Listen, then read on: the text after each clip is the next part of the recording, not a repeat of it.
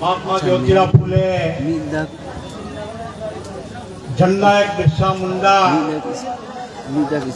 आजादी की क्रांति की शुरुआत करने वाले महापुरुष सिद्धू कानू और महाप्राण योगेंद्रनाथ मंडल साहब, इस तरह से इन महापुरुषों को सैल्यूट करता हूँ। मैं सैल्यूट करता हूँ उस धरती को, इस बंगाल की धरती ने इस भारत को संविधान दिया। आप लोगों को मैं सैल्यूट करता हूँ कि आप उनके वारिस हैं जिन्होंने इस देश को संविधान दिया। साथियों,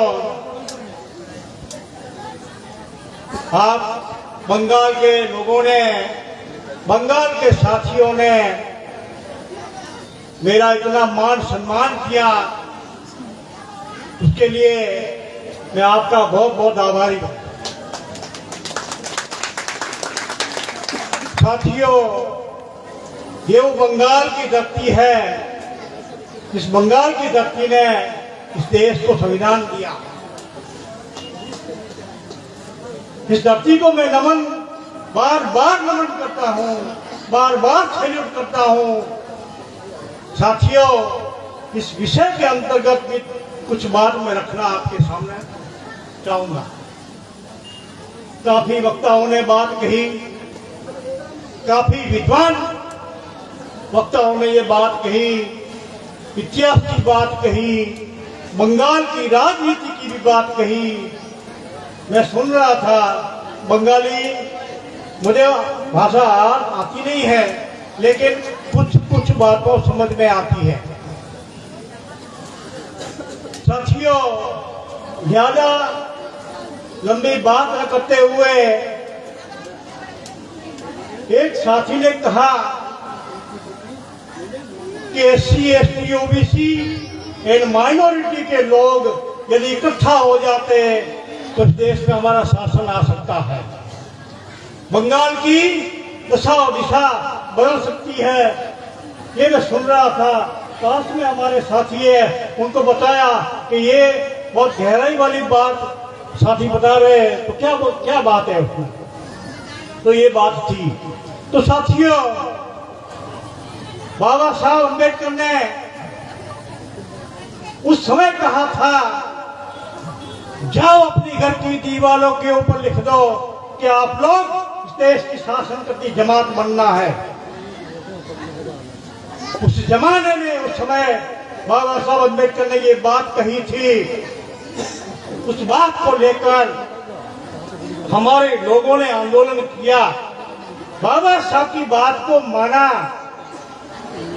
बाबा साहब की बात को माना, बाबा साहब के आंदोलन के साथ लोग जुड़े। लेकिन इस भारत में कांग्रेस के लोगों ने, मनुवादी ब्राह्मणवादी लोगों ने इस बात को भी ध्यान में रखा।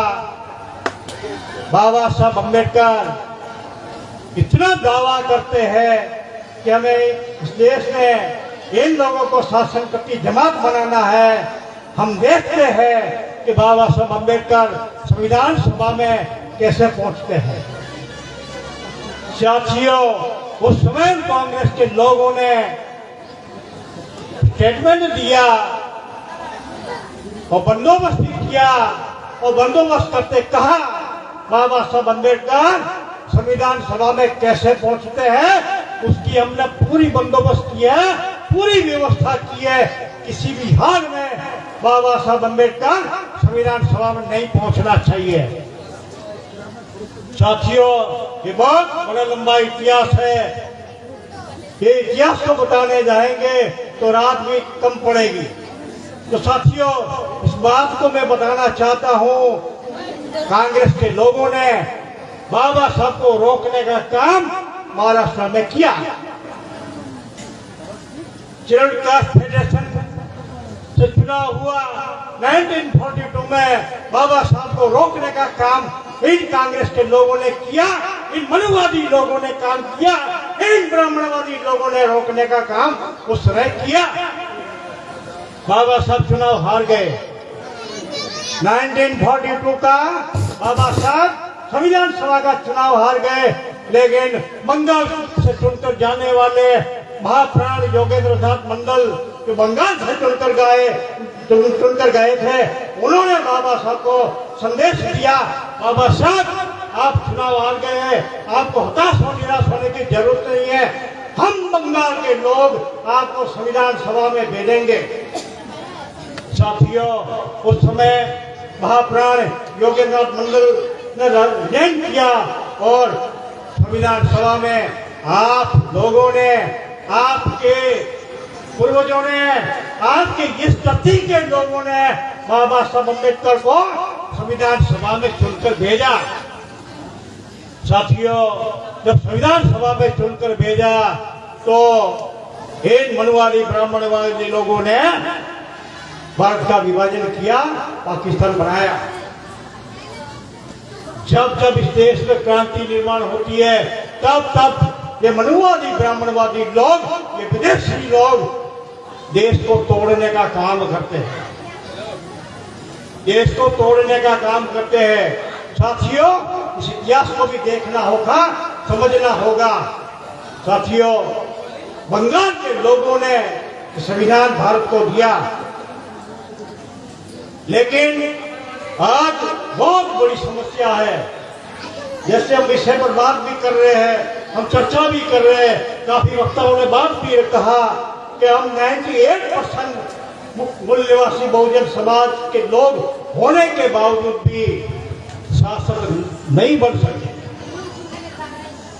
बाबा साहब की बात को हमने उस समय माना, बाबा साहब के माध्यम से इस देश को संविधान मिला, लेकिन संविधान 26 नवंबर 1949 को संविधान भारत को मिला। संविधान दिन है 26 नवंबर भारत के संविधान का दिन है। उस दिन बाबा साहब ने संविधान सभा में ये संविधान सुपुर्द किया। और साथियों, संविधान में बाबा साहब अम्बेडकर ने जो प्रस्तावना लिखी, प्रियम्बल लिखा, उसमें कुछ मुद्दे हैं। बाबा साहब अम्बेडकर और इस देश में संविधान लागू किया तो संविधान लोगों को सुपुर्द किया, इस देश को सुपुर्द किया, तो संविधान में कुछ उद्देश्य है। जो उद्देश्य क्या है? सामाजिक, आर्थिक, राजनीतिक न्याय, विचार, अभिव्यक्ति, विश्वास, धर्म और उपासना की स्वतंत्रता, प्रतिष्ठा और अवसर की समता प्राप्त करने के लिए तथा उस सब व्यक्ति के गरिमा और राष्ट्र की एकता और अखंडता सुनिश्चित करने के लिए करने वाली बंधुता बढ़ाने के लिए दृढ़ संकल्प आज की संविधान सभा करती है। ये उद्देश्य था, लेकिन ब्राह्मणवादी मनुवादी लोगों ने, इन शासक जाति के लोगों ने इस संविधान के उद्देश्य के खिलाफ में काम करना शुरू किया। काफी वक्ताओं ने ये बातें दोहराई, काफी वक्ताओं ने ये बात कही कि काफी समस्या है देश में, काफी जटिल समस्याएं हैं। इस समस्याओं की मैं चर्चा करूंगा तो मुझे भी समय कम पड़ेगा। साथियों, इस देश में जो शासन करती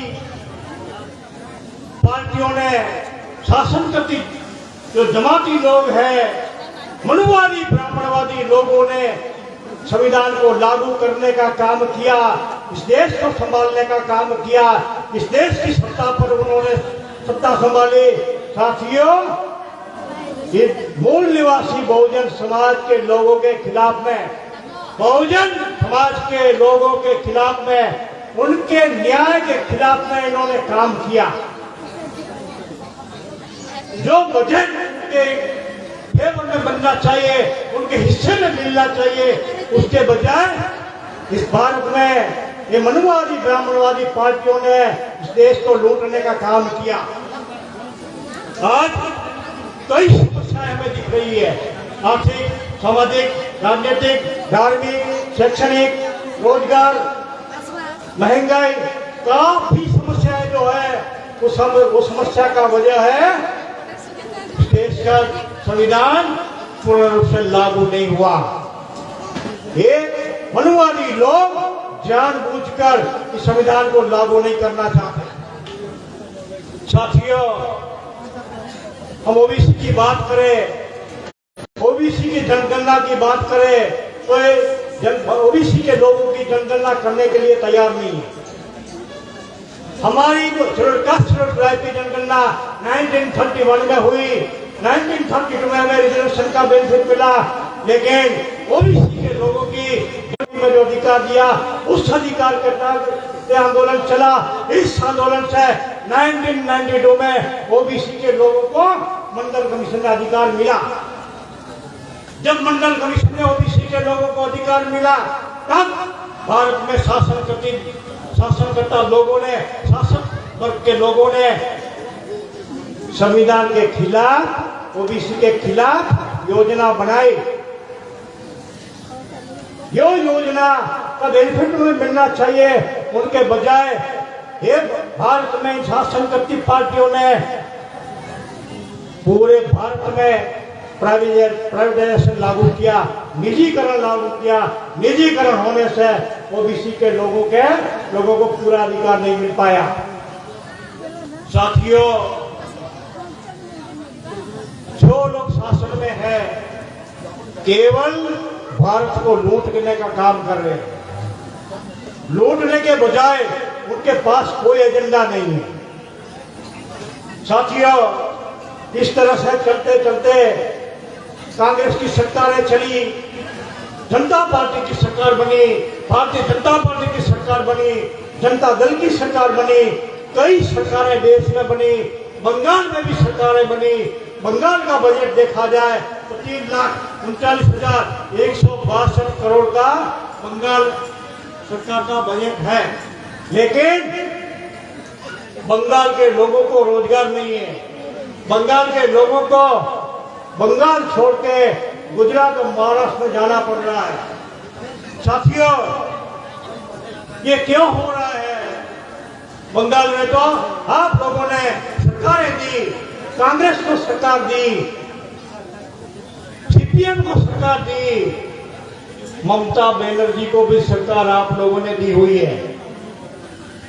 इतनी सारी सरकारें होने के बावजूद भी हमारे वो चिंतित नहीं है। साथियों, कई ऐसी बातें हैं जो हम बता नहीं सकते कि बंगाल के लोगों के साथ इतना भेदभाव क्यों किया जा रहा है। कई ऐसे मेरे पास लगभग 100 से 150 केस मेरे पास है, 100 से 150 केस मेरे पास है। साथियों, ये बंगाल की सरकार, जिन लोगों ने सरकारें चलाई, इन लोगों के सुरक्षा के लिए एक कानून नहीं बनाया, कानून है उसको लागू भी नहीं किया। साथियों, जानबूझकर ये लोग महिलाओं के साथ दुर्व्यवहार कर रहे हैं, भेदभाव कर रहे हैं, अत्याचार और जुल्म कर रहे हैं।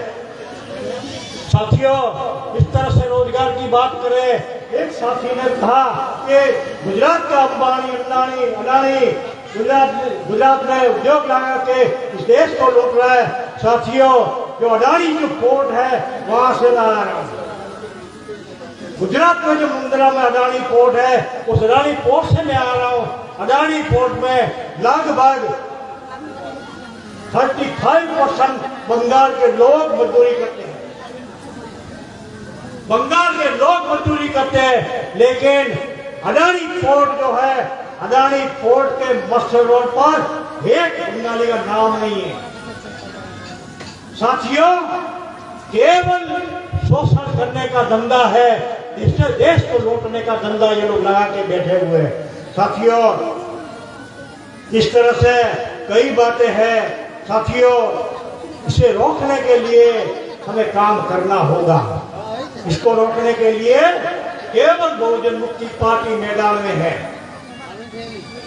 साथियों, इस देश में आपकी बोलने की आजादी के ऊपर भी ये लोग गलत कानून लगाकर गलत कार्रवाई करके इनके शासन और प्रशासन के द्वारा रोक लगाई जा रही है। आप लोग जो विरोध करते हैं, आप विद्रोह करते हैं, विद्रोह के खिलाफ में शासन और प्रशासन में बैठे हुए इनके लोगों के माध्यम से आपको बोलने का, आपको रोकने का, आंदोलन को रोकने का काम ये हर दिन करते हैं। साथियों, इससे आंदोलन रोकने वाला नहीं है। साथियों, इस देश का नेतृत्व, सफल नेतृत्व इस देश में हमें मिला हुआ है। आजादी के बाद देश में जो राजनीतिक क्रांति माननीय कांशीराम साहब ने हमें दी, कल माननीय कांशीराम साहब का निर्वाण दिन है। उनको आज की पूर्व संध्या में हम लोग आज श्रद्धांजलि अर्पित करते हैं। माननीय साहब ने कहा था कि राजनीति वो ऐसी चाबी है, वो चाबी से चाहे कितना भी जटिल में जटिल कार्य हो, जटिल में जटिल फैसला करना हो, राजनीति की इस गुरुकिल्ली से किया जा सकता है। साथियों, इस देश में राजनीति की चेतना जगाने वाले आदरणीय माननीय कांशीराम साहब को मैं श्रद्धा सुमन अर्पित करता हूं।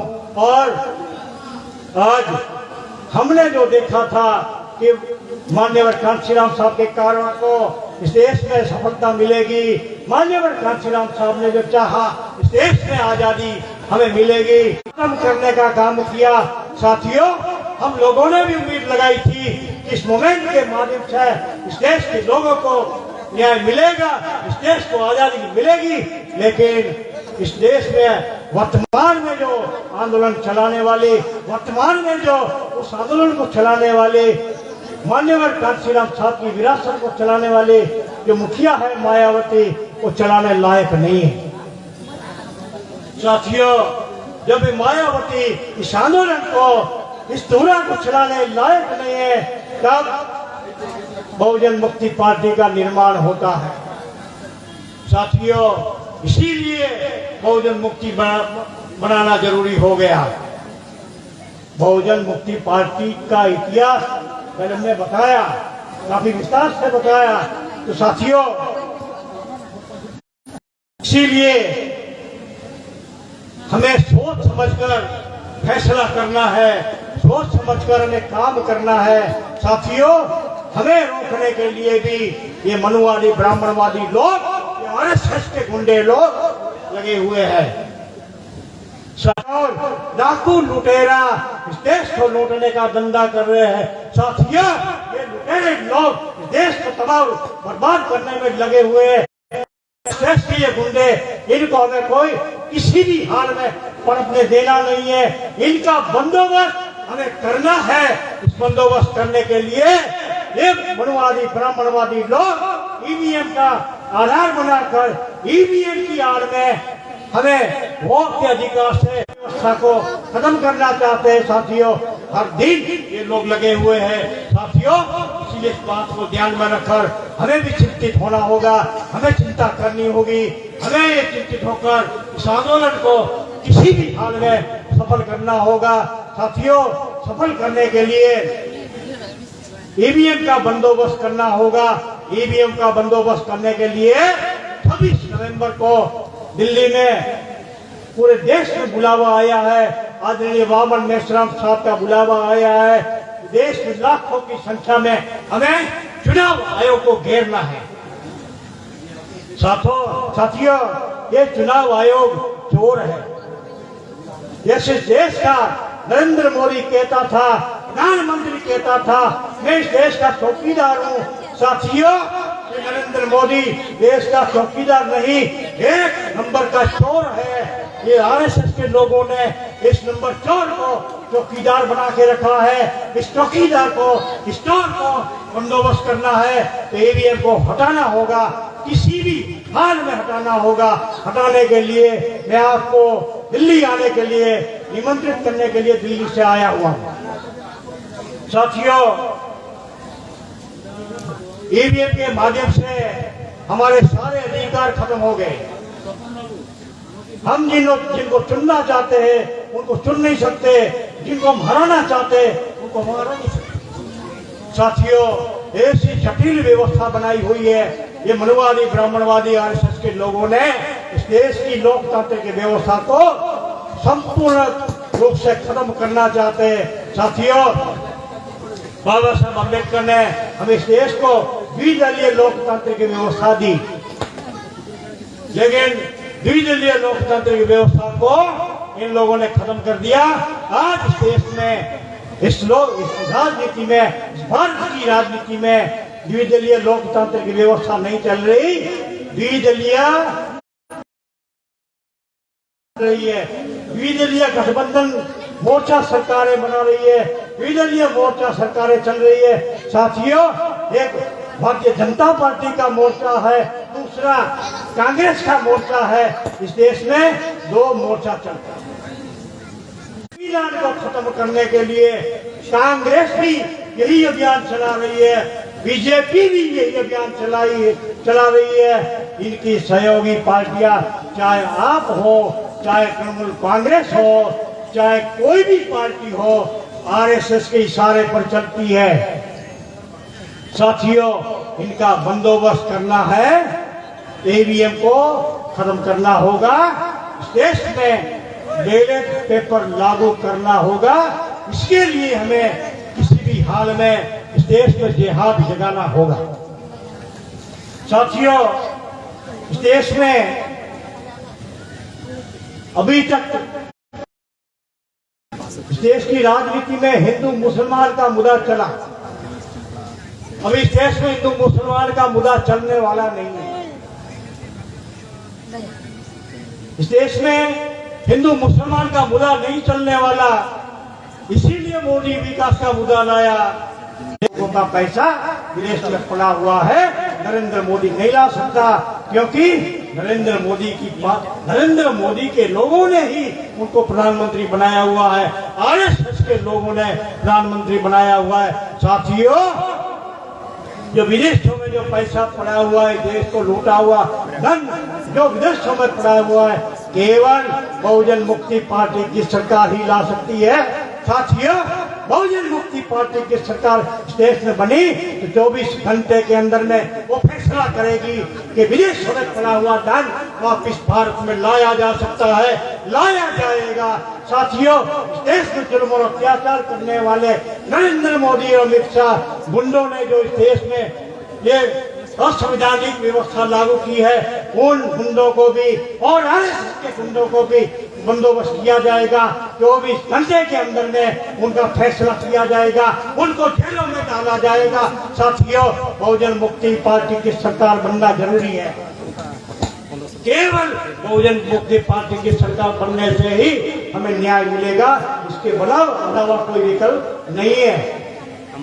साथियों, देश में इतना अत्याचार जुल्म हो रहा है, फिर भी विपक्ष में बैठने वाले विपक्ष के लोग आपके लिए बोलने के लिए तैयार नहीं है।